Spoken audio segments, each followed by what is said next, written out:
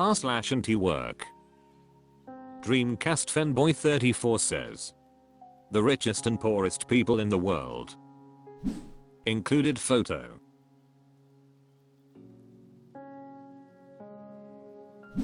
OK Panic 3940 says, he could hand each one of those people $1 million and not even feel it. It's gross. Trick Concept 1909 says, this photo should be all the evidence needed to eat the rich. Alk Silver says, the rich are far more likely to eat the poor. Stonard in the Hood says, frick this guy. I would never buy shit from him. I was all set to buy a Tesla a few years ago, now I would never buy a. Frick, I'm Tesla and you will never find me on shitty ass Twitter. Gorgidden says, same. There's other evs on the market. Uncut Pizza says, what a genuinely terrible individual. Boom Trucker says, one of the worst. Imagine he spent the $44 billion to improve the lives of migrants at the border rather than wasting it on a dying app.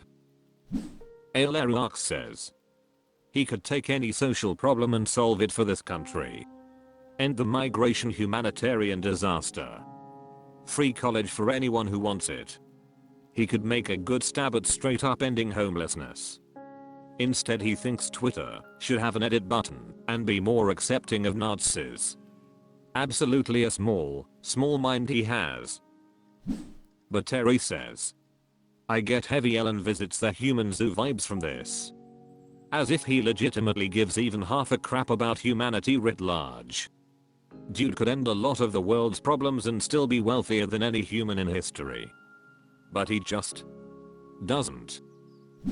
Thepidus Pub Sheriff says, surprised there aren't people trying to eat him every time he goes in public. Harv_Specs says, this guy's one bad day away from building camps. Trollteeth66 says, frick Musk. Boom Trucker says, he could have incredibly easily improved their lives. Not even give them money, but just housing and jobs at one of his factories, giving them work visas to stay in the United States and helped bring their families to the United States. If he truly cared about giving an example of coming here legally or the situation at the border, he would have done something to help. r/antiwork. 0111010101 says, it's frick ed up that we supposedly live in a democracy, yet everyone has a boss. Presorsaturus says, you are correct in identifying that currently, for most workplaces, the workplace generally does not operate based on democratic principles. It seems to me you may also be implying that if we wouldn't accept a non-democratic government, that perhaps we should be similarly unwilling to accept an undemocratic workplace. Assuming I read you right, I agree with you. Democratizing the workplace is a worthwhile goal. Robust unions and participation in elections are good and probably necessary steps to take toward correcting the problem, though I remain unconvinced those steps alone will be sufficient to resolve it. You seem like you have a good mind and a good heart. Thanks for fighting the good fight, and hang in there, comrade. Fergalstack says, the amount of pro-capitalist comments in this subreddit is getting alarming. Who are these people who are advocating for starting your own business in a thread about economic democracy? Read the sidebar. GSTLT says, you can't have political democracy without economic democracy. But let's stop pretending we are a free and open democracy and not an oligarchy from day one. Swarily says, the boss need workers, workers don't need bosses. Important Ability 56 says, the autocratic structure of the workplace is so ingrained in our culture that few people even consider an alternative. It must be like this at the government level too. Democracy is unnatural and difficult to build. But I don't use the word boss. I've gotten too old to suffer the humiliations of a workplace with the social rules of a kindergarten. I just think of her as a coworker whose job potentially includes canning my ass one day. Zavan says, I think about this every day. Where I work we honestly don't even need to have a boss and could easily be replaced by an administrator without absolute power. It Merc for Hire says, democracy as a political system has absolutely nothing to do with employment arrangements. 0111010101 says, that word is a pet peeve of mine. Strongman dictators should be killed, yet Americans just casually admit to having one over their life. Veggie1 says, you do not have to work for a boss. That is your choice.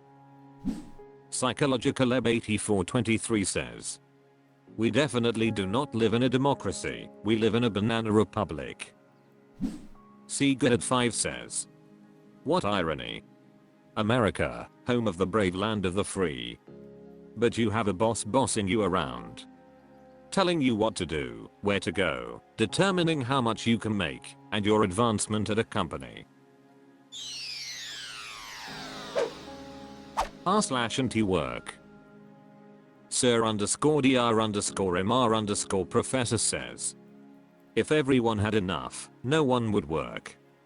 Rant, I'm so tired of hearing this mentality in support of artificial scarcity and capitalism. Just because you would be a selfish lazy ass that produces nothing for society if you were not forced to, does not mean that is the same for everyone else. I want to create. I want to spend my days using my creativity and education to design efficient homes, plan urban footprints that would promote community, local business, and agriculture. But I can't, because I have to get a job working for some corporation and deal with the bureaucracy therein. No matter my aptitude or work ethic, my ability is graded by the economic status of my parents and the schooling we couldn't afford. I can't be my best, most productive self. I can't pull myself up by my bootstraps.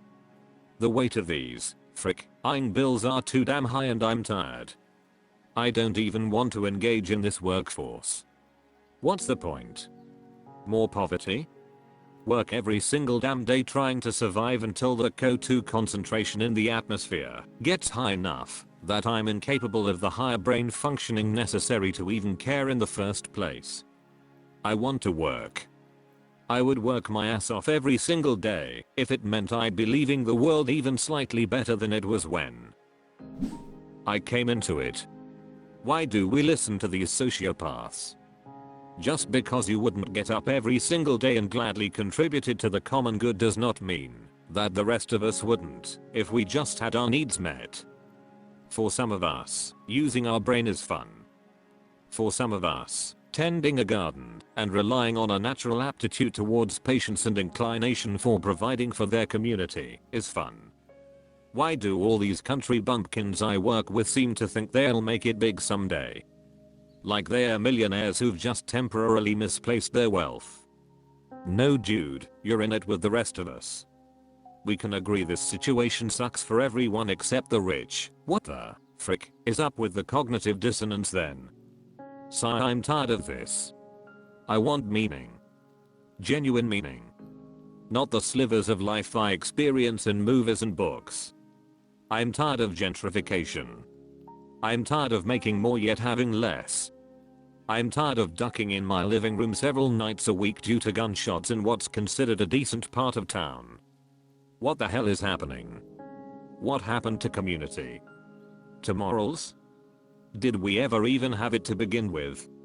I want a life with meaning. I want work that is meaningful. Forgot my old account 99 says. The critique eats itself. 1. If everyone had enough, no one would work. 2. If no one worked, things would fall apart. 3. If things fell apart, no one would have enough. 4. If people don't have enough, they'll work to have enough. So, if we grant that people have enough, we'll get a contradiction between 1 and 4.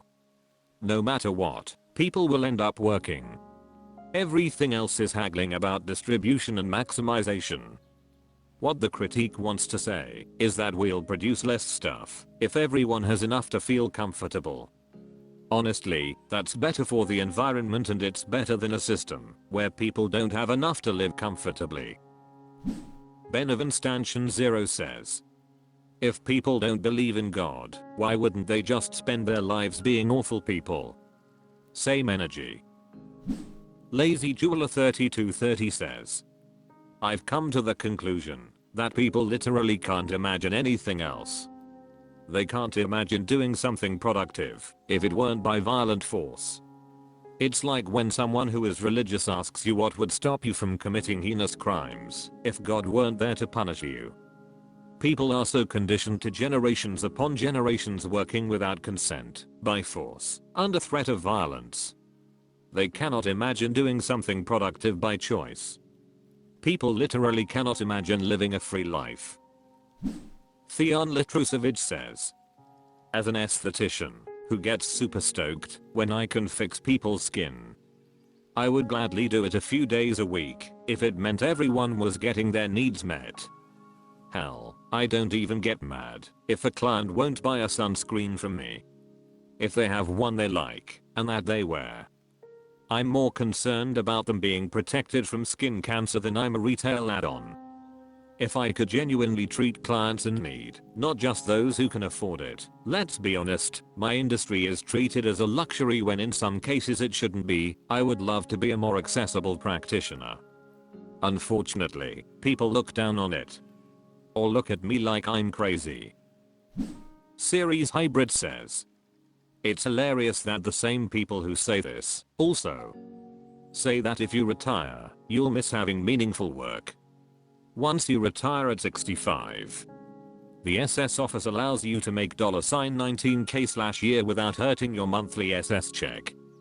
That's roughly $1,500 a month. If you go to work at Walmart and only work 32 hours a week to avoid getting benefits of a full-time worker, that is $11.71 hour. Google says, average Walmart hourly pay ranges from approximately $11.11 per hour for customer service associate/cashier. It's almost as if Walmart is luring retirees to fill warm body slots to keep younger workers from demanding higher pay. That way, wages stay low enough that the young workers qualify for benefits, so the federal taxes that the middle class pays will subsidize Walmart's profits. Once younger workers qualify to get some benefits, they are less likely to ask for a little more pay because their pay would be higher, but their benefits would be cut.